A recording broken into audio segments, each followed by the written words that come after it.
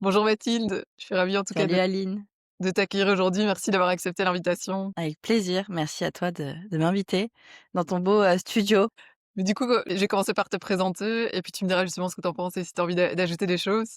Donc Ouais, Mathilde, c'est une, ancienne, joueuse professionnelle de tennis en France qui a évolué près de 10 ans à l'international.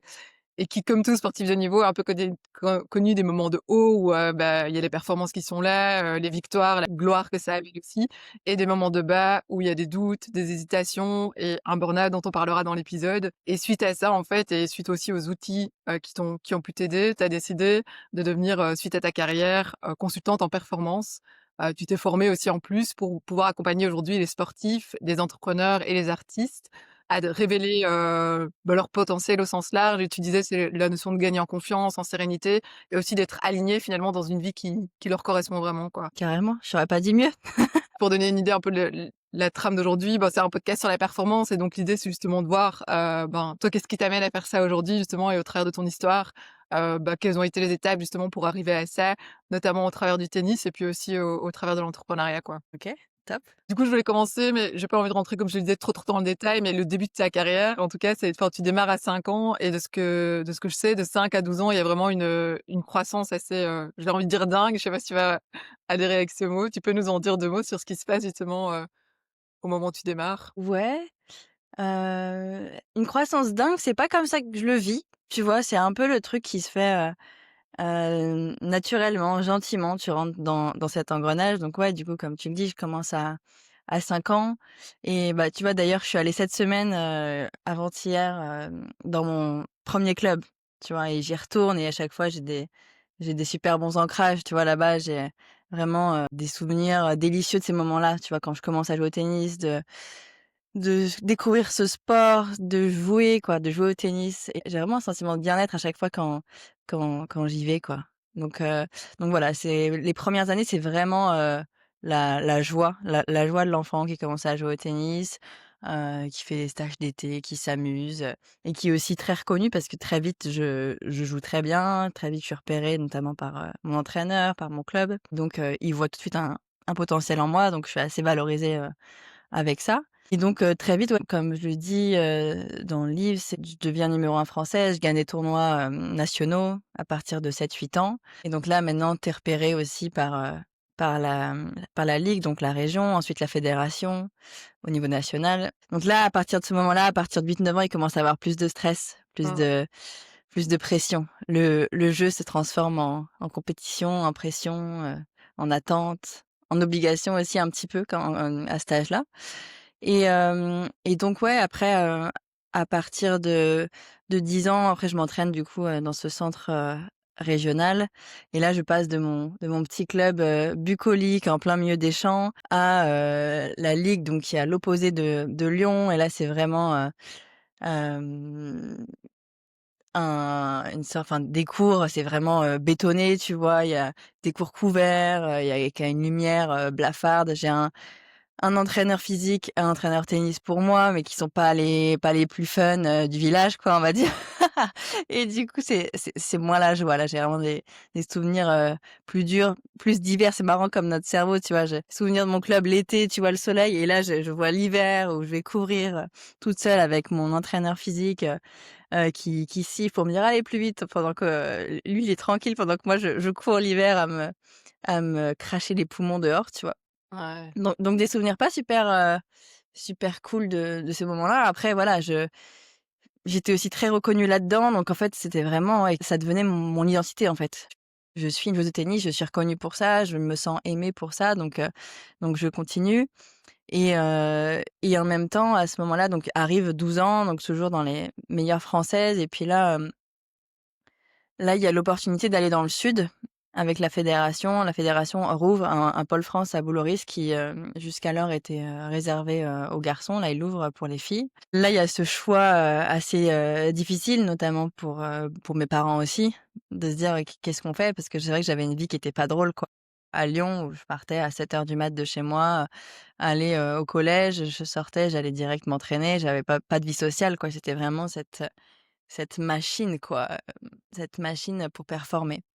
Et du coup, on prend la décision avec mes parents d'aller dans le sud, quoi. Donc je quitte la maison, à 12 ans, voilà, ce qui est hyper jeune, quand j'y repense. Et bon, en même temps, c'est vrai que ma vie était tellement, heu, pas fun à Lyon que c'était le choix évident à ce moment-là. J'avais aussi une grande confiance, en l'entraîneur, ce qui était quand même, la condition sine qua non, quoi, pour que ça se passe. Et donc c'est ça qui a fait que je suis partie si tôt, quoi. Et quand tu, justement à 10 ans qu'il y a un peu ce changement où tu dis il y a plus de pression, plus de stress aussi, à ce moment-là, Ouais. comment tu le vis? Parce que c'est vrai que tu es jeune quoi, tu vois? À 10-12 ans comme ça, c'est enfin je sais pas, moi je me dis avec du recul, ça doit pas forcément être évident à vivre à cet âge-là, quoi. Ouais, carrément, carrément. Bah, c'est la boule au ventre, quoi, tu vois? En plus, t'as des, des petites rivalités qui se créent avec les autres filles qui sont un peu du même niveau, donc ouais, ouais, c'est pas évident à vivre. Après, voilà, de l'autre côté, c'est aussi une vie, assez extraordinaire, tu vois? Où je voyageais déjà, je partais, sur l'île de la Réunion, tu vois? Quand j'avais 10 ans, donc c'était pas facile et en même temps, j'avais conscience aussi de ma chance et à quel point ça allait m'ouvrir sur le monde, quoi. Ouais, donc tu es inspirée par l'objectif, par ce que ça t'apporte et tu avances comme ça. Ouais, ouais, ouais, et puis j'avais un type de personnalité qui était assez, voilà, déterminée dans mon truc. J'étais pas forcément, attirée moi par, tu vois, aller en soirée, bon, pas à 12 ans, mais bon plus tard en tout cas, d'aller, fumer, boire et cetera, c'était pas mon truc. Donc si tu veux, je l'ai jamais ressenti comme un sacrifice, mais vraiment comme un choix que je faisais avec son prix à payer, quoi. Ouais. Et à 12 ans, du coup, il y a le départ à Boulrouise comme tu disais, enfin j'entends qu'en fait ça va aussi te soulager, toi, c'est au niveau de l'agenda alors c'est mieux aménagé par rapport à un rythme de sportif de plus haut niveau? Ouais, en fait, si tu veux, quand j'étais à Lyon, bah, j'avais le collège qui était à l'autre bout de Lyon, l'entraînement pareil, fallait encore prendre la voiture. Alors que là, je me retrouve on est à Boulorice, donc c'est, à Saint-Raphaël, dans un hectare paradisiaque de 80 enfin, dans 83 hectares au bord de la mer, avec une chambre, vue aussi, sur la mer, on est à côté de la plage, enfin, c'est juste magique. Et en plus, on a tout sur place, on a plein d'autres sportifs, tu vois, qui sont dans le même bateau que nous. Alors qu'à Lyon, voilà, j'étais quand même un peu seule à vivre ce projet, à haut niveau, quoi, Mmh. à ce point-là, en tout cas. Et donc ouais, ouais, non, là, c'est autre chose, quoi. Et le côté quand tu vis le fait de quitter tes parents, et comment tu gères ça aussi? Est-ce que tu rentres les week-ends chez toi ou non? Bah, pas tous les week-ends, non. Je rentrais toutes les 2-3 semaines, tu vois?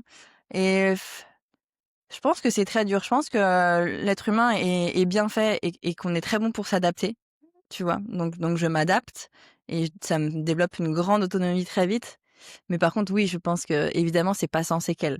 Et donc c'est dur, mais je m'adapte plutôt bien. En fait, le moment le plus dur, c'est le train, tu vois? C'est l'entre-deux, où tu pas encore avec tes copains et avec tout le monde dans le sud et dans ton rythme et tu un peu entre 2, quoi. Mmh. Donc ça c'était difficile, mais sinon, je pense que c'était dur, mais que j'ai bien compensé pour ça, quoi. Et puis tu me disais, enfin, il y a aussi ton entraîneur, j'ai l'impression qu'il y a aussi c'est quelque chose qui te rassure, non, au moment où tu pars, de savoir que Ouais. C'est en ça, ouais, je dis qu'on compense bien, c'est que du coup, il y a ce transfert naturellement qui se fait avec cet entraîneur qui devient mon père spirituel, comme mon mentor et il y avait cette relation affective que je n'avais pas avec mes entraîneurs, à Lyon, en tout cas vraiment sous une autre forme. Et donc là, lui, ouais, m'ouvre le champ des possibles, sur plein de domaines de vie. Il me prend pas juste comme une petite, graine de championne qu'on va faire performer, mais vraiment comme un être humain à part entière. Et voilà, il fait attention à la future femme, que je vais devenir, quoi. ah OK, c'est intéressant. Et comment ça se passe alors les 4 ans là-bas? Je pense, est-ce que c'est juste de dire que ça a quand même un domaine enfin, en tout cas l'endroit à Bloury, c'est très masculin? Ouais, c'est juste de le dire comme ça. Ouais, bah, ouais, parce qu'en plus, comme je te dis, tu vois, c'était à la base un pôle France pour les garçons. Donc on arrive, on est 2 filles, donc pour 15 garçons et 15 garçons tennis. Il y avait aussi d'autres sports, donc heureusement, il y avait aussi d'autres filles, notamment du volley, avec qui on s'entendait bien. Mais en fait, si tu veux, en plus, le tennis avait un statut particulier parce que nous, on partait tout le temps en tournoi. Donc si tu veux, on est déscolarisés tous. Donc si tu veux, OK. le matin, tout le monde et tous les autres sports partaient, dans le collège, normal, tu vois, en bus et nous, on restait là parce qu'on avait les profs qui venaient, pour faire les cours, parce qu'on était au CNED, en fait. Et du coup, je suis dans une classe de 2-3 et puis oui, il y a principalement des garçons et donc En effet, je me construis comme ça avec ce masque un peu, de masculinité, en fait, j'ai envie de dire, tu vois? Ouais, il faut être forte pour faire face à tous ces garçons, quoi. Mmh. Ouais, ouais, avec tout ce que ça implique et puis oui, je prends aussi le il y avait des garçons, c'était un petit jeu, tu vois, de prendre le masque de l'arrogance, tu vois? Dans le tennis, on avait aussi, voilà, ce petit statut particulier et puis on en jouait, tu vois? Et donc je jouais avec ce masque-là, même si, à l'intérieur, tu vois, je me sentais pas du tout, confiante. Je me sentais très timide et du coup, c'était aussi, encore une fois, pour compenser cette timidité que je mettais ce masque-là, quoi. Parce que je trouve ça intéressant, je trouve sur le fond moi j'ai le sentiment quand même dans le sport, bon, peut-être de manière générale dans la société, mais je trouve encore plus dans le sport, il y a ces valeurs très masculines, quoi. Faut être fort, il faut être déterminé, se challenger, avancer, en faire beaucoup et tout ça. Je me dis, tu vois, déjà de base, c'est fort, mais alors si tu en plus surtout dans un domaine masculin, ça doit être encore plus intense, quoi. Ouais, carrément, avec beaucoup d'entraîneurs, masculins. Avec moi aussi, le tennis, c'était un truc assez patriarcal, hein, parce que c'était mon père qui jouait, mon grand-père était aussi dans le milieu, donc ouais, ouais, j'ai grandi vraiment, là-dedans, dans cette énergie, masculine de devoir prouver, de devoir être la plus forte, être la meilleure, de pas écouter ses émotions, de pas écouter, son corps, tu vois? Donc ouais, ouais, ouais, c'est comme ça que je me suis construite sur les premières années. OK. Je reviendrai après plus, sur le côté justement, enfin, à quel moment ça évolue peut-être, c'est Ouais, chouette. carrément, carrément. Et puis du coup à 16 ans, tu pars à l'INSEP, c'est juste, hein? Ouais, c'est ça. 15 ans du coup, À 15 15. ans, ouais, de 15 à 16 quoi, ouais. Comment ça se passe cette transition? Enfin, l'opportunité vient à toi et comment tu te sens justement, par rapport à ce qu'on te propose, Enfin naturel. Le cursus, imposé, on va dire, par, la fédération, que voilà, quand tu as 15 ans, si tu es dans les meilleurs, tu vas à l'INSEP. Donc, voilà, c'était un peu ce que tout le monde voulait. L'INSEP, c'est Paris, c'est là où s'entraînent les champions olympiques, tu vois, en France. C'est un peu le graal, c'est le statut et donc voilà, on me propose d'y aller. Et puis moi, c'est une évidence, d'y aller à ce moment-là. Enfin, c'est une évidence pour mon ego, un peu moins pour mon cœur, tu vois? Avec le recul, je me dis que finalement, il y avait une partie de moi qui avait vraiment envie de rester aussi là et qui était, très bien dans le sud. Mais bon, voilà, j'ai fait 3 ans, on se dit que c'est aussi l'évolution. Donc je tente, l'aventure là-bas. En plus, il y a un entraîneur, on me dit que c'est un très bon entraîneur, je fais confiance. J'y vais, mais les choses ne se passent pas comme prévu. Voilà. et quand tu vois, à ce moment justement tu dis avec du recul: «Je sentais que j'avais pas envie d'y aller», c'est comment tu le ressentais à ce moment-là, tu vois, ce truc de Je pense que, comme je te l'ai dit, tu vois, je grandis dans ce milieu, masculin de la performance et donc on on t on t'apprend et puis voilà, c'est aussi, inconscient collectif, tu vois, à te déconnecter un peu de ton ressenti, de ton intuition et du coup, ce qui compte, voilà, c'est l'extérieur. C'est voilà, c'est bien vu d'aller à l'INSEP, c'est ce que la fédération veut et du coup, petit à petit, je perds le pouvoir, en fait, sur moi, sur qui je suis, sur mon projet. On me dit que c'est ça qu'il faut faire, je le fais, mmh, tu vois? Et je me déconnecte de: «Mais moi, qu'est-ce que j'ai vraiment envie de faire déjà?» et moi, est-ce que j'ai vraiment envie de faire ça? Tu vois? Et donc ouais, il y a une déconnexion avec ça. mais à ce moment-là, toi, tu te poses pas vraiment la question, quoi, tu te dis: «Allez, je sais ce que je dois faire quelque part et j'y vais». Ouais, c'est ça, c'est ça. Je suis ce qu'on me dit de faire parce que voilà, si ce que j'ai pas dit, ouais, c'est que très petite aussi, je suis bonne à l'école, donc je saute une classe et puis très vite, je suis très bonne pour, déceler quelles sont les attentes extérieures et y répondre, tu vois? Donc je veux correspondre, je veux être la fille parfaite et donc voilà, on me dit: «Tu vas à l'INSEP?» «OK, bah, j'y fais». OK. Et comment ça se passe là-bas? Enfin, peut-être déjà la transition, comment tu vis le fait d'y aller? Enfin, tu vois, déménager aussi et d'arriver là-bas? Ouais, bah, je passe d'une chambre avec vue sur la mer à une chambre, vue sur un cours de tennis, ce qui est pas le même délire. Transition très, très difficile. Parce qu'on a un rythme de fou à l'INSEP où, pour moi, c'est déjà l'année de la terminale puisque je saute une deuxième classe ensuite, donc j'ai 2 ans d'avance. Pareil, réveil, à 6h30, tu pas 5 minutes pour toi dans la journée. On va à 7h45 en cours, tu as genre 2 heures de cours, après tu as entraînement, tu manges en 1 heure, après tu retournes, en cours. Je me rappelle, piquer du nez, tu vois? J'étais au premier rang là, je piquais du nez et puis je fais stop. Je me réveillais d'un coup, Ah sur les ouais. premiers cours de l'après-midi, tu vois? J'ai des bons souvenirs de ça et après hop, tu repars tu pas 5 minutes et tu repars, tu à l'entraînement et ça, ouais, je me rappelle, c'était très difficile, pour moi, tu vois, il y avait quand même cette, ma nature qui revenait toquer à la porte de me dire: «Non, mais en fait, c'est pas possible de vivre à ce rythme-là, en fait. C'est pas fait pour moi ce truc-là, mais tu forces, tu continues là, il y a ma nature profonde qui toque à la porte et qui me donne des symptômes, tu vois? Où je me sens vraiment, sans énergie, sans vitalité, en fait. Je sens que je déprime, en fait, là-bas OK. et du coup, mes résultats commencent à tomber. Je sens que cet entraîneur ne croit pas en moi, en fait, surtout. Il y a, voilà, cette grosse séparation, avec mon entraîneur de Boulorice et donc là, le contraste est très rude, en fait. J'ai Mmh. l'impression que tout d'un coup, voilà et je rentre pas dans sa case, comme je disais, dans sa case de comment il faut jouer pour arriver au plus haut niveau parce que moi, justement, j'avais un jeu qui était très, très atypique, tu vois? J'aime bien être créatif sur le terrain, laisser ma part, artistique, prendre les manettes et donc voilà, je tout d'un coup, lui, il voit que mes faiblesses et donc fait m'entraîner sur mes points faibles et donc je prends pas de plaisir en plus à jouer, tu vois? Je me coupe de ce Mmh. plaisir, de cette joie de l'enfant. Là, j'en suis hyper loin à ce moment-là et c'est vraiment, tout pour la performance. Mmh. Et OK. j'oublie le pourquoi j'ai commencé, en fait. Mmh. Ouais, c'est intéressant et comment, tu vis la relation avec lui justement et le fait, tu vois, que tu aies cette impression aussi que enfin, je pense que c'est ce qu'il fait aussi, mais il va que sur les faiblesses et au fond, tu disais aussi, il croit pas en toi. Mais déjà, qu'est-ce qui te fait dire ça, toi qui tu avais la enfin, qui croyait pas en toi? Il te le dit clairement comme ça ou c'est plus un ressenti? Non, c'est un ressenti, mais un ressenti, ouais, un ressenti et qui est quand même, tu vois, pas loin de la vérité, je pense et ou en tout cas, lui, il est dans une pression aussi avec la fédération où il manage beaucoup par la peur, quoi. Beaucoup par la peur, tandis que le premier entraîneur était quelqu'un de très libre. Il m'a appris vraiment cette liberté d'être, de penser et donc j'étais protégée aussi avec lui, avec lui de la fédération et là, lui, je vois qu'il nous balance toute cette pression d'un coup à 16 ans, ils te disent: «Voilà, tu pas dans les temps de passage».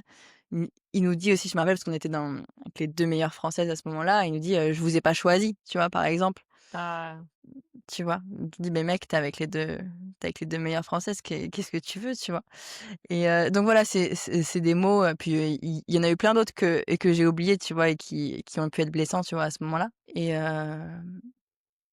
et donc ouais, je sens en fait qu'il se désolidarise du projet parce que ça marche moins bien, tu vois? Donc c'est trop dur à digérer pour son ego et donc il se ouais. met un peu contre nous, contre moi en tout cas, ma perception. Après en dehors du terrain, ça allait, je voyais que c'était un gars bien mais qui voilà, qui se faisait, ouais, qui était pas bon avec tous les profils.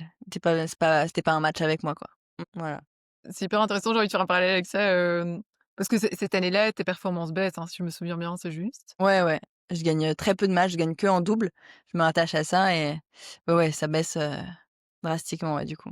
Et tu vois un lien avec justement, ben, cet entraîneur et au-delà de ça aussi la manière dont il veut que tu joues par rapport à la manière dont toi tu joues naturellement? Ouais, complètement et puis, faut dire que durant les 3 années auparavant, comme tout est équilibré, bah, voilà, cet entraîneur, il a une vision, il a un grand charisme, il me pousse, tu vois? Et du coup, je deviens aussi, même si c'est pas voulu, même si on en avait conscience, mais ça se crée naturellement une forme de dépendance, tu vois?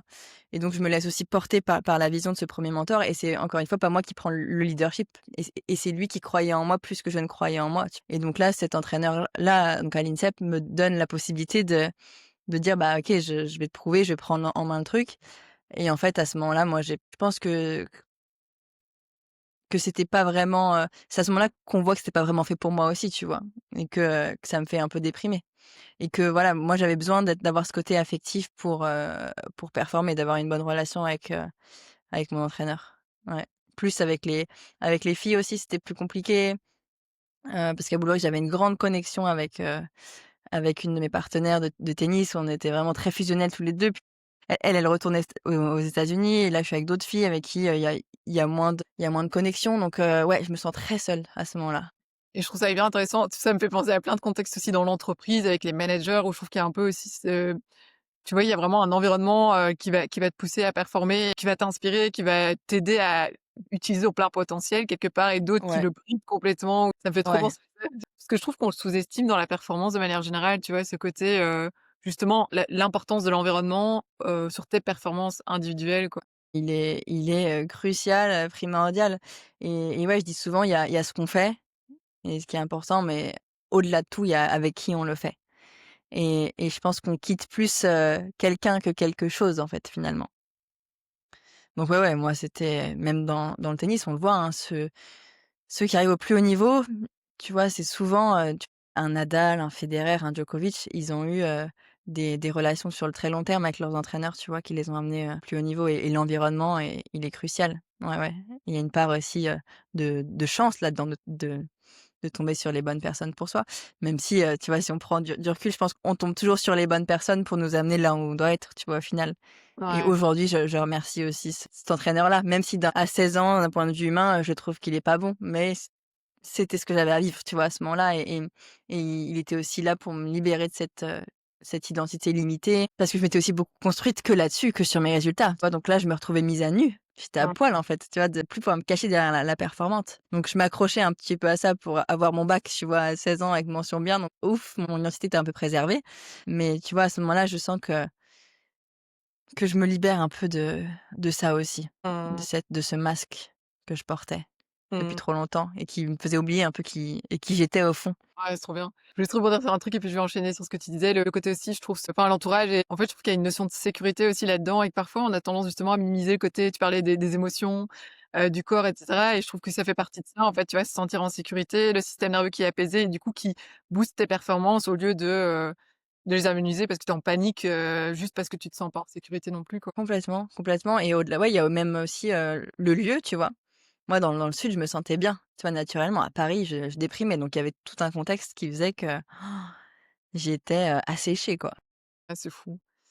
Hem et du coup, par rapport à ce que tu disais avant, sur comment tu vis justement cette année-là? Parce que je vais faire le zoom à ce moment-là et puis après voir justement par rapport à la suite, qu'est-ce que tu en as retiré? Mais à ce moment-là, comment toi tu te sens à l'intérieur de toi justement, avec cette année où justement tu te sens pas très bien au niveau environnement, ni avec ton coach, où les performances aussi elles baissent et tu te dis: «Finalement je me raccroche un peu au bac en espérant» Ouais, ouais. Comment je me sens, c'est ça ta question, à ce comment toi moment-là? tu vis cette année-là, ouais, à l'intérieur? Je le vis très mal, je me replie sur moi-même, tu vois? Je me replie sur moi-même et ouais, je sais pas quoi te dire, au-delà de que je le vis mal, je me sens seule et ouais, comme un peu, abandonnée, tu vois, dans cette jungle un peu, ouais. Et justement, tu disais, ben, cette période-là, elle m'a aussi apporté des choses, c'est sûr, avec du recul. Parce que tu vois, je pense qu'on pourrait se dire, et moi, spontanément, c'est un peu ce que je me suis dit, tu vois, fantasmer aussi la période d'avant avec l'entraîneur qui est hyper humain, et cetera. Mais comme tu disais, Complètement. les 2 périodes t'apportent des choses. Donc, tu vois, avec du recul, qu'est-ce que tu te dis par rapport à ces 2 périodes et qu'est-ce qu'elles t'ont apporté chacune, Ouais, ouais, ouais et tout est lié, tu vois? Tout est lié et on perçoit les choses que par contraste et c'est vrai que l'émotion nous fait souvent, généraliser, omettre et distordre la réalité, tu vois? Et donc oui, et comme je te l'ai dit, tu vois, au tout début, j'avais cette image du soleil dans mon club, l'image de l'hiver dans la ligue, l'image du soleil à Boulris, l'image de l'hiver aussi à Paris, et de cette dureté-là et en vrai, la réalité, elle est plus nuancée, tu vois? Et c'est, mon cerveau de petite fille, tu vois, qui fige une image à ce moment-là avec l'émotion qui est difficile à gérer. Bien sûr que, tu vois, avec mon regard aujourd'hui, plus de 10 ans après, je vois à quel point la réalité était plus nuancée et que c'est cette période-là aussi à Boulris qui a amené celle-là où du coup, tous ces résultats faisaient aussi gonfler, mon ego, tu vois? Et du coup, je me raccrochais à ça parce que j'avais pas vraiment cette flamme à l'intérieur, tu vois? De jouer avec mon cœur, je l'avais perdu. Et en fait, parce que aussi c'était pas aussi vraiment ce que je voulais, tu vois? De m'entraîner, 5-6 heures par jour. Moi, ce que j'aimais, c'était juste, jouer au tennis, tu vois? Mais pas forcément devenir, joueuse professionnelle. Je me suis fait croire que je voulais ça parce que c'est reconnu, il y a beaucoup de fantasmes avec ça, tu vois? Donc j'injectais les rêves des autres en moi. Mais au fond de moi, c'était pas vraiment, ce que je voulais, tu vois? J'avais pas assez la flamme. Mon moteur, c'était vraiment, ouais, ce côté affectif de rendre fiers les gens que j'aime et d'où ce côté où c'était, tout ou rien si j'avais un coach, avec qui j'avais une relation qui était bonne, quoi et du coup, il y avait peu d'énergie qui venait de moi, de mon centre et donc ouais, les 2 sont liés et puis ce passage de l'INSEP, il est aussi là pour me mettre face à moi-même, face au fait que, j'ai pas vraiment l'énergie pour faire ça OK, ouais, intéressant. ou en tout cas pas de cette manière-là, ça c'est sûr. Ouais, donc il y a ce côté où justement tu réalises grâce à cet entraîneur que finalement, il y a peu de choses qui viennent de toi et que tu es peut-être pas si inspiré que ça par le tennis en soi, Ouais, qui peuvent faire que, tu te sens Yes. inspirée, mais pas par le tennis, Ouais, professionnel. d'ailleurs, c'est ce que je dis aux sportifs ou non d'ailleurs qui vivent des challenges ou qui sont blessés, tu vois? C'est que soit la blessure, elle est là, pour justement te faire réaliser à quel point tu aimes ton sport, te, te, recentrer, te ressourcer et du coup te donner une nouvelle énergie. Soit elle est là pour faire dire: «OK, non, peut-être que c'est le moment d'arrêter» et c'est pas évident, tu vois? Discerner, c'est aussi le chemin d'une vie d'apprendre à se connaître. Mais en tout cas là, ce moment-là, cet entraîneur-là, ce contexte-là, il me fait ça aurait pu être l'opportunité de réaliser ce que j'avais en moi, mais je vois en fait que non, en fait, c'est pas vraiment ce que je veux ça, tu vois? Et Ouais. si j'avais vraiment eu cette flamme de me dire: «Ah, je veux être, championne, de tennis, je veux être numéro 1 mondial», j'aurais pris mon leadership, tu vois, à ce moment-là et de partir, ce que je n'ai pas fait, tu vois? Donc c'était aussi un indicateur de ce que j'avais en moi et à quel point c'était pas pour moi. Même si en vrai, au fond de moi, je pense que c'est fait pour personne, tu vois? Cette dynamique d'entraînement là, à l'INSEP et de partir et de même pas choisir aussi ton entraîneur, tu vois? C'est quelque chose assez maltraitant, voilà. C'est intéressant et justement, le j'ai envie de te poser une question parce que, tu vois, je trouve que enfin, ça m'a fait penser à dans l'entrepreneuriat, ce stade parfois où enfin, tu sais, tu commences parce que tu es passionné par ce que tu fais, enfin, pas tout le monde, mais en tout cas certaines personnes. Ouais, Parfois, tu peux être tellement, obstiné quelque part à faire grandir la boîte parce que c'est ce qu'il faut faire, tu vois? C'est aller chercher toujours le prochain palier de CA, que petit à petit, tu peux te retrouver à devenir plutôt un chef d'entreprise que finalement ce que toi tu aimais faire au départ. Et justement, là, ouais. une session de coaching cette semaine sur le sujet avec quelqu'un, qui me disait en fait, enfin aujourd'hui j'éprouve plus de plaisir par rapport à mon business, je suis à 2/10. En plus de ça, enfin, tu vois, je lui demandais un peu: «Pourquoi tu continues?» Il y avait pas trop de raison si ce n'est, Ouais. maintenant ce serait une forme d'échec et cetera. Mais je me disais, tu vois, je pense que ça arrive à plein de personnes et c'est normal aussi, ces périodes un peu de creux où on se pose des questions. Ah, c'est quoi les conseils que tu donnerais justement à quelqu'un qui stagne un peu au niveau des performances, qui est justement un peu dans cette phase de flou? Comment savoir si c'est entre guillemets «le mieux», la meilleure décision pour soi à ce moment-là, c'est d'arrêter ou c'est peut-être de continuer mais différemment, Mmh. tu vois? C'est quoi enfin, quelles sont les questions qu'elle peut se poser ou Ouais, ouais, bonne question. Déjà, c'est reconnecter au pourquoi. Pourquoi tu as commencé, tu vois? C'est pourquoi je fais ce que je fais? Et tu vois, un peu comme un enfant, tu sais, les enfants, il y a plein de sagesse en fait à te dire, «Pourquoi? Mais pourquoi? Mais pourquoi?» Mais tu vois, te poser la question plein de fois, genre 7 fois. OK, pourquoi je fais ce que je fais? Ah, parce que, j'aime, j'aime transmettre, un message. OK, pourquoi j'aime transmettre un message, tu vois? Et d'aller creuser, creuser, creuser jusqu'à aller à trouver une réponse qui te mette les larmes aux yeux, en fait, tu vois? Et vraiment avoir cette énergie du cœur plutôt que l'énergie de vouloir prouver, de «il faut que», tu vois? C'est pas du tout la même, c'est pas du tout le même paradigme, quoi. Donc déjà, ouais, il y a ça. Il y a pourquoi je fais ce que je fais et si tu arrives pas à trouver de réponse, je pense que c'est un bon indicateur que tu es peut-être pas au bon endroit, tu vois? Parce que souvent, on parle du syndrome de l'imposteur, tu vois? «Je sens mon syndrome de l'imposteur pour ça», hem, «Je sens le syndrome de l'imposteur pour parler en public» et souvent, on va dire: «OK, bah, travaille sur tes peurs», tu vois? Mais moi, je pense que, bien sûr que c'est important, je suis la première à le dire, mais aussi à travailler sur même si c'est pas un travail, mais révéler aussi l'énergie de ton cœur, tu vois? Parce que, par exemple, moi, avec ce livre, tu vois, avant, ça me faisait peur, tu vois, d'écrire ce livre. Mais en fait, l'énergie de mon cœur, c'était tellement important pour moi qui voit le jour, tu vois, ce livre, que ça transcende les peurs, tu vois? Et donc c'est tr si tu as syndrome d'imposteur, parfois, c'est est-ce que tu as trouvé un message assez important à communiquer qui fait que la peur, elle est balayée sur le chemin, tu vois? Elle est là, mais l'énergie d'inspiration, elle vient tellement, surpasser ça que tu es prêt à dépasser des montagnes, quoi. Donc c'est trouver ça, en fait. mmh. Trouver ça et pas faire l'inverse de qu'est-ce qui est valorisé à l'extérieur et je vais me conformer à ça et donc naturellement, tu vas avoir un syndrome d'imposteur et tant mieux d'ailleurs. Tu imagines si tu avais pas de symptômes, tu passerais ta vie à poursuivre une voie qui est pas la tienne. Heureusement qu'on a des symptômes, des manques d'énergie, des burn-out, tout ça pour nous ramener, à qui on est et ramener à cette énergie naturelle qui est là quand on fait ce qu'on aime, tu vois? Et moi, tu vois, ce livre, par exemple, je donne cet exemple parce qu'il est assez parlant, c'est que mon livre, il me rapporte, à peine 1 €, tu vois? Et j'ai passé c'est un travail titanesque, tu vois? D'écrire un livre, j'ai passé des centaines, voire des milliers d'heures, tu vois? Je compte même pas. Mais c'était tellement important pour moi, ça avait tellement de sens que j'étais prête à à embrasser ce truc-là et que, tu vois, même s'ils parlaient qu'à une seule personne, je l'aurais fait, tu vois? Et donc je pense que c'est à ça aussi qu'on reconnaît les projets qui sont vraiment importants pour nous, c'est est-ce que je suis prêt à embrasser, plaisir et douleur et est-ce que ça a profondément du sens pour moi? Parce que dans ce qui est pas important pour nous, si on observe notre esprit bah, moi, par exemple, quand j'avais, justement, tu vois, après mes 16 ans, entre mes 16 ans et mes 22 ans, tu vois, je continuais à jouer au tennis. Mais j'ai plus vraiment cette flamme. Après, il y a voilà, des hauts et des bas dans ces 6 années. Mais si j'observe le contenu de mon esprit, c'était vraiment le: «Je souffre aujourd'hui parce que quand j'aurai ça, je serai heureuse». Tu vois? Parce que quand je serai dans le top 100, quand je gagnerai des grands chelems, là, enfin, je serai heureuse, tu vois? Et donc tu te coupes de de ton inspiration pour aller chercher la motivation extérieure. Mais aucune motivation extérieure ne remplacera jamais cette flamme intérieure, tu vois? Et donc voilà, donc oui, je me projetais, tu vois, gagner des trucs et je fais ça et après j'arrête, tu vois? Et je me disais et en fait, je me mentais à moi-même, tu vois? Je voyais bien que c'était pas un moteur sain, tu vois? Mais j'étais pas prête à arrêter jusqu'à mes 22 ans.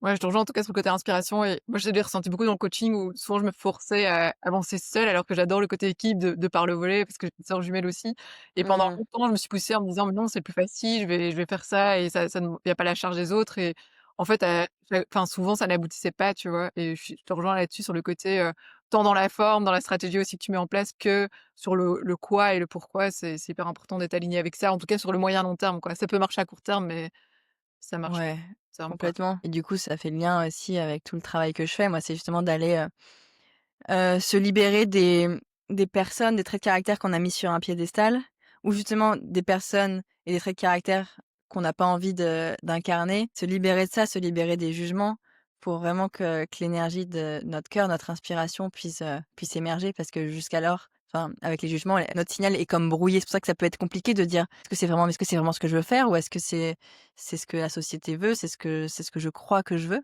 Et plus on a des jugements, plus c'est difficile de voir clair là-dedans et plus on se libère de ça, plus on réintègre toutes les parties de nous, qu'on se libère de l'identité, limitée de la performante, de l'identité, de la travailleuse, de l'identité, de l'arrogante et cetera. Plus on réincarne, ça, plus on est capable de trouver qui on est vraiment, en fait. Et justement, si on va sur les enfin, j'avais noté, à discuter plus tard, mais c'est le bon moment, je trouve, sur le côté arrogant, tu vois? Et justement, tu disais, plutôt quand on parlait de Blue Risk, ce côté où, en fait, à l'extérieur, tu peux être arrogante mais à l'intérieur de moi, j'ai pas forcément confiance en moi.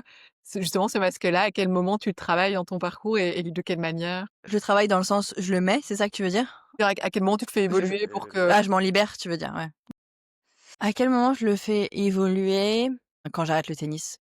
Quand j'arrête le tennis où, en fait, toute ma vie, c'était, voilà, cette fierté voilà, ouais, comme je disais, tu vois, de celle qui joue, celle qui réussit, la performante et cetera et justement à 22 ans, quand je, commence ce travail de dépolarisation, de voir que je ne suis pas que ça, en fait et c'est là que je me libère de tous ces masques, toutes ces stratégies que j'avais mis sur moi pour être, acceptée, aimée, tu vois? C'est toujours la même chose et que je me rends compte, ouais, que je peux être aimée, au-delà de la joue de tennis, tu vois? Et mmh. c'est à ce moment-là que c'est quand je me libère de ce masque que je suis libre d'arrêter mon sport. Parce que je continue aussi le tennis par fierté, par attachement à cette image, tu vois? Mmh. Et c'est ça aussi qui nous fait continuer dans des voies qui ne nous correspondent pas, c'est qu'on est trop attaché au confort un peu sédatif, de cette image de réussite, de qui on pense être en fait, tout simplement, de réussite ou non d'ailleurs, hein. Et justement, pour remettre un peu de contexte, parce que je sais, c'est plus ou moins le moment aussi où tu commences à travailler avec Pierre David, qui utilise la méthode de la dépolarisation, dont on parle pas mal un peu en fond, mais comme ça les auditeurs sont au courant.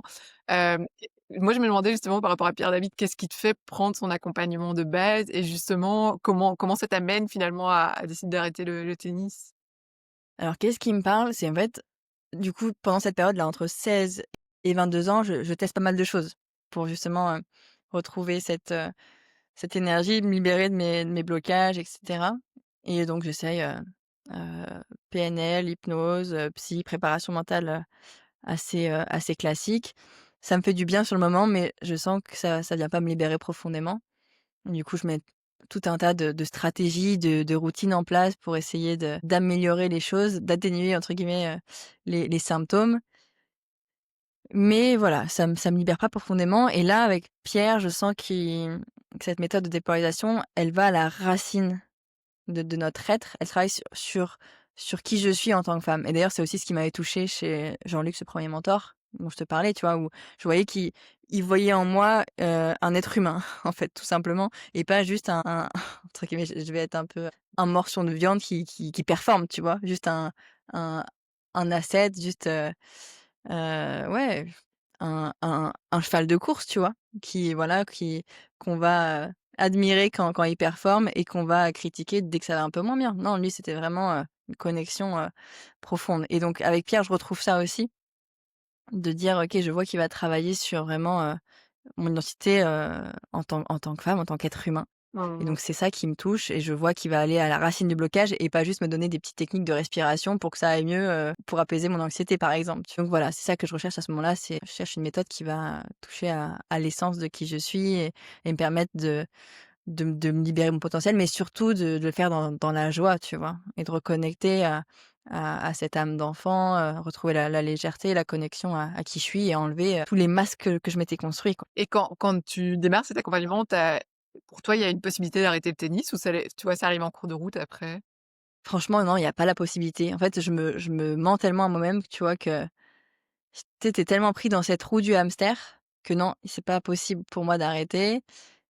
Pierre voit bien qu'il y a plus trop d'énergie, mais pour moi, c'est pas possible. À ce moment-là, c'est trop difficile, tu vois, de réaliser ça et donc il a fallu aussi un deuxième cataclysme avec le confinement, tu vois, en 2020, où là, vraiment, ce truc de fou qu'on a vécu quand même, voilà, d'arrêter toute activité, de rentrer chez nous, m'a reconnectée à qui je suis, tu vois? C'est comme si le hamster, tu vois, il est pris dans ses habitudes. Bah, voilà, à 9 heures j'ai tennis, on est en juin, j'ai tel tournoi parce que ça fait 6 ans que je le fais ce tournoi, enfin, tu vois, tu es vraiment habitué et là, ça me pousse à sortir là-dedans et d'être face à moi-même, de dire: «OK, qu'est-ce que je veux? Qui est-ce que je suis vraiment, en fait?»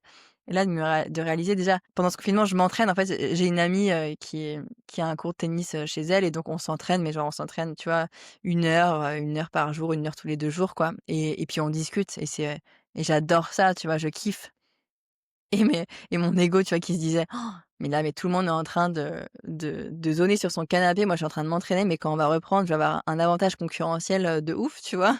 Et en fait, on reprend, tu vois, en mai, je me souviens bien et là, il faut se réentraîner, dans le rythme, tu vois? S'entraîner 4-5 heures par jour et là, c'est genre, c'est pas possible, quoi. Je me suis trop reconnectée à moi, trop reconnectée à qui je suis et c'est à ce moment-là que je me dis: «Ben, j'arrête, quoi». Donc ouais, il y a plein de facteurs et puis plein de facteurs aussi certainement, dont j'ai pas conscience, mais en tout cas, c'est ces 3 là que je vois, tu vois? De dépolarisation, hem, de désintriquer ma valeur et mon identité du tennis, tu vois? De voir que je suis bien plus que ça, car avant je peux pas arrêter parce que c'est vraiment qui je suis, tu vois? Donc si j'arrête, je meurs, tu vois? Pour mon ego, c'est la mort, tu vois? De perdre ça. Ouais, confinement et sortir de la roue et ouais, des rencontres aussi où je me rends compte que je peux être aimée, p bien au-delà du tennis et être aimée, pour qui je suis en tant que femme, tu vois? C'est ma blessure, tu vois? C'est on m'aime parce que, je joue au tennis, parce que je performe, on m'aime pour ce que je représente, tu vois? Mmh. Moi, je trouve que c'est souvent bon, après, je pense c'est très véhiculé dans notre société, enfin, tu vois, au niveau, aussi sociétal et culturel, mais encore plus dans le sport, tu vois, j'ai l'impression ce truc de, en fait, je suis quelqu'un et j'ai de la valeur si je réussis. Par contre, quand j'échoue, ben, je suis un peu nulle personne et du coup, un peu ouais, enfin, tout ce que ça peut émerger un peu comme sentiment un peu, désagréable. Mmh. Toi, comment tu as travaillé ou comment tu travailles aujourd'hui avec tes clients aussi? Tu vois, quelqu'un qui a un peu ce côté justement, à vouloir en faire toujours plus pour prouver sa valeur au travers de ses actions et surtout de ses résultats? Mmh. Ouais. Alors déjà, il y a plusieurs choses, mais Ouais, ça. c'est aussi du cas par cas, tu vois? Mais ce Ouais, que je vois souvent, c'est je me suis identifiée, au performant, à travailler et j'ai pas envie d'être perçue comme quelqu'un de mou, quelqu'un de feignant, tu vois? Ça, c'est une dynamique qu'on retrouve beaucoup chez les performeurs, chez les entrepreneurs qui font toujours plus, parce qu'ils ont aussi l'impression que une fois que j'aurai ça, là, j'aurai de la valeur, là, je serai heureux, là, je serai reconnu. Ce qui m'amène aussi à très souvent, il y a une blessure aussi, une blessure dans l'enfance, tu vois? De peut-être quelqu'un qui a été humilié, quelqu'un qui a la perception de ne pas avoir été respecté. Donc du coup, cette énergie, la racine de blessure va vouloir être compensée, bien souvent et pour prouver. que, je mérite, d'être, tu vois, respectée et donc on va se créer cette espèce de fantasme dans le futur de quand j'aurai ça, là au moins je vais me venger, là au moins je pourrais être heureux. Mais sauf que l'énergie avec laquelle tu impulses l'action, c'est l'énergie que tu retrouves à l'arrivée. Tu vois? Donc quelqu'un qui fait quelque chose pour prouver, ce sera jamais assez parce qu'en fait ce qu'il cherche, c'est à «résoudre» entre guillemets et à dissoudre ce blocage-là qui est à la racine souvent de l'enfance d'ailleurs, ça peut être cliché, mais c'est souvent ça, tu vois? Donc souvent je travaille là-dessus. De descendre du piédestal le côté travailleur, de le réintégrer, en soi et le descendre du piédestal et de remonter le côté, d'intégrer aussi le côté mou, le côté feignant, d'accepter d'être perçu comme ça et de voilà, de libérer la perception limitée, la blessure originelle qui fait qu'on va vouloir compenser. Parce que si je pense que qui je suis, dans le fond n'est pas assez, si je pense que c'est qui je suis, peu importe combien j'accomplis et du coup, c'est ça qui amène au toujours plus, tu vois? C'est qu'il y a toujours ce vide.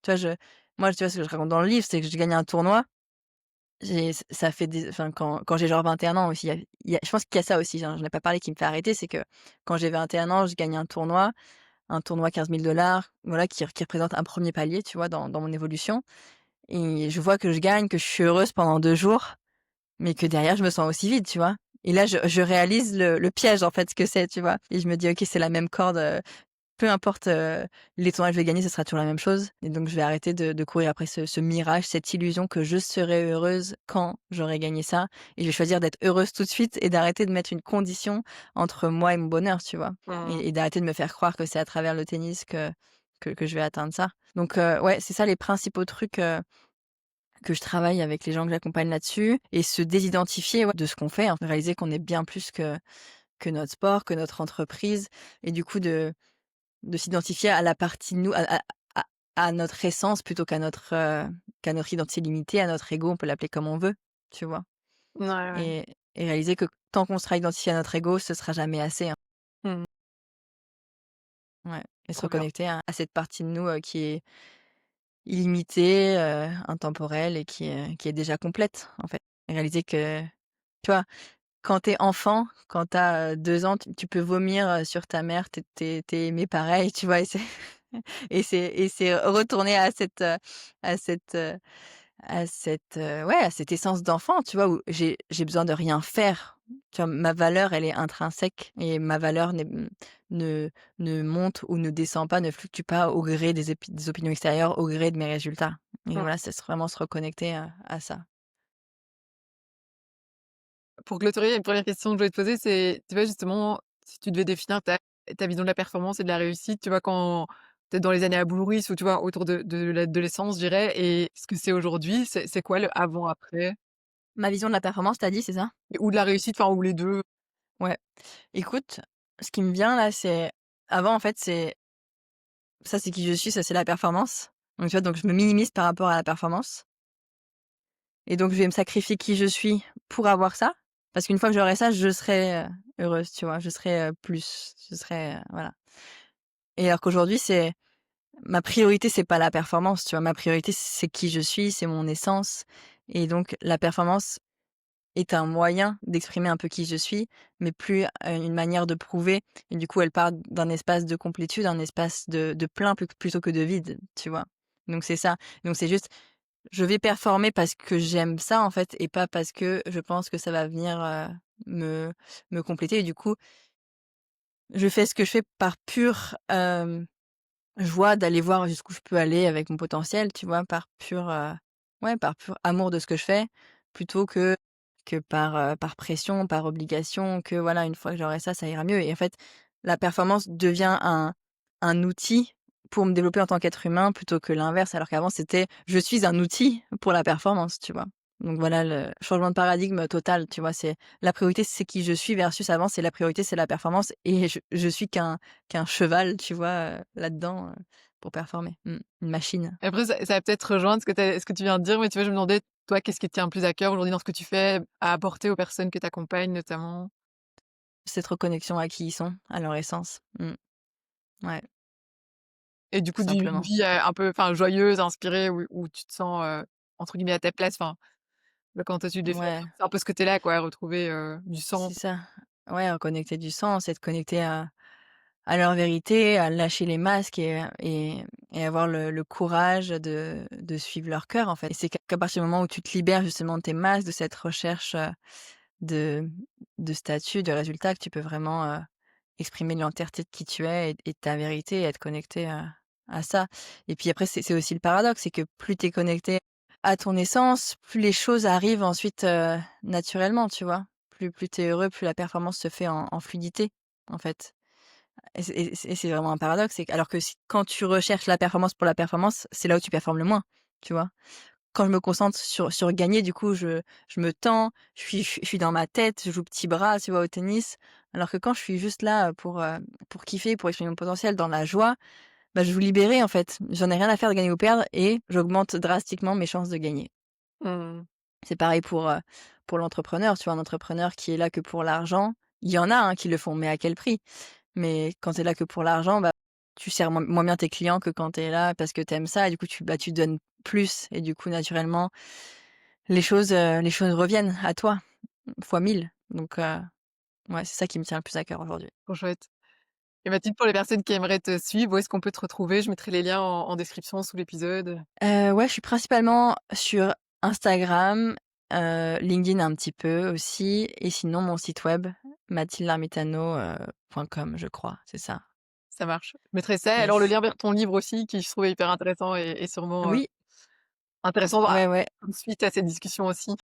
Ouais, carrément, carrément. Donc mon livre, ouais, on peut le retrouver partout, Fnac, Amazon, Cultura, Décitre, tous vos libraires, de proximité, aussi. Donc ouais, c'est un livre où j'ai vraiment mis mon cœur dedans, où voilà, justement, je raconte, un peu tout ce que j'ai traversé intérieurement à travers, cette quête, de performance, dans le tennis et aussi, bah, toutes les clés que j'ai apprises, sur le chemin, pour me libérer aussi de cette identité limitée et justement, apprendre à vivre connecté à soi et performer dans le bien-être, quoi. Trop chouette.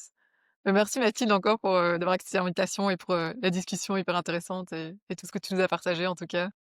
Bah, avec grand plaisir. Merci, Aline, pour l'espace que tu crées, de me donner l'opportunité de le faire comme ça. J'ai passé un très bon moment avec toi. Pareil, merci.